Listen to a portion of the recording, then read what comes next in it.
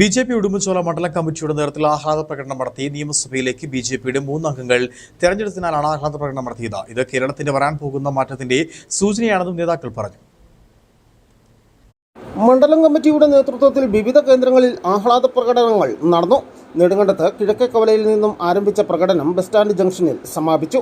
പ്രകടനത്തിന് ശേഷം നടന്ന പൊതുയോഗം ബി.ജെ.പി. ജില്ലാ ജനറൽ സെക്രട്ടറി കെ. കുമാർ ഉദ്ഘാടനം ചെയ്തു. കേരളത്തിലെ അമ്പലങ്ങൾ മൂട്ടിച്ച, ശബരിമല അയ്യപ്പനെ കൊള്ളയടിച്ച, കേരളത്തിലെ മതന്യൂനപക്ഷങ്ങൾക്ക് വേണ്ടി മാത്രം പ്രവർത്തിച്ച പിണറായി സർക്കാർ പരാജയപ്പെട്ടിരിക്കുന്നു. മാത്രമല്ല, പിണറായി ഇന്നലെ 8 റൗണ്ട് എണ്ണിയപ്പോഴും പിണറായി ഏറ്റവും പുറകിലായിരുന്നു. അവസാനം കത്തിച്ചാണ് പിണറായി വിജയൻ രക്ഷപ്പെട്ടിരിക്കുന്നത്. പ്രിയമുള്ളവരെ, കേരളം മാറിയിരിക്കുന്നു. കേരളത്തിലെ മാറ്റമാണ് ഇന്നത്തെ തെരഞ്ഞെടുപ്പ്. ആ തെരഞ്ഞെടുപ്പിൽ ദേശീയ ജനാധിപത്യ സഖ്യവും ഭാരതീയ ജനതാ പാർട്ടി നേതൃത്വം കൊടുക്കുന്ന മുന്നണികളും വൻപിച്ച മുന്നേറ്റമാണ് നടത്തിയിരിക്കുന്നത്. ഈ ചേരോട്ടം ഇനിയൊരു മാറ്റമില്ല.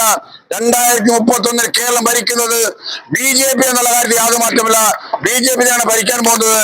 അപ്പൊ അതിനുള്ള ചൗരമായ പ്രവർത്തനവുമായി എല്ലാ നാട്ടിലെ ദേശത്തിനെയും ഒന്നുകൂടിക്കൊണ്ട് ഈ മുന്നേറ്റത്തിന് പിന്തുണ നൽകണമെന്ന് മാത്രമാണ് അഭ്യർത്ഥിക്കുന്നത്. ജില്ലാ സെക്രട്ടറി കെ.ആർ. സുനിൽകുമാർ, മണ്ഡലം പ്രസിഡന്റ് കെ.പി. അനീഷ്, സംസ്ഥാന സമിതി അംഗങ്ങളായ സ്മിത കെ.ആർ., എം.എസ്. അനിൽകുമാർ, മണ്ഡലം വൈസ് പ്രസിഡന്റ് ബിനോയ് ആനിക്കാട്ടിൽ, അനീഷ് ചന്ദ്രൻ, നേതാക്കളായ ജോസ് ജോസഫ്, സജി അയ്യപ്പാസ്, സുനിൽ മാത്യു, ഷാജി പള്ളിവാതുക്കൽ തുടങ്ങിയവർ നേതൃത്വം നൽകി.